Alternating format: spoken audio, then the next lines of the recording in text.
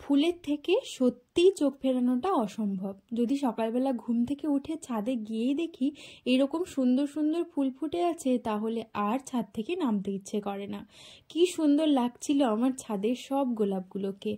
আর চারিদিকে পড়েছিল ভীষণ কুয়াশা, আশেপাশের কিচ্ছুই দেখা যাচ্ছিল না।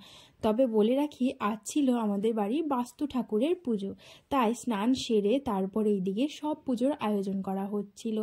এইখানে উঠানের মধ্যেই পুজোটা করতে হয়। এক পাশে এরকম মাটির ঢিপি ফুল দিয়ে সাজানো, আরেক পাশে উনুনে ভোগ রান্না করা হয়। ভোগ বলতে পায়েস। এইদিকে পুজোর সব আয়োজন করে রাখা হয়েছে, ছোট মা বসে আছে আর মা এদিকে ভোগ রান্না শুরু করে দিয়েছে। এরপর পুরোহিত মশাই পুজোতে বসবেন। ওং অখণ্ড মণ্ডলাকারং ব্যপ্তং যেন চরাচরম তৎপদং দূষিতং যেন তস্मै শ্রী গুরবে নমঃ। গুরু ব্রহ্ম গুরু বিষ্ণু গুরুদেব মহেশ্বর।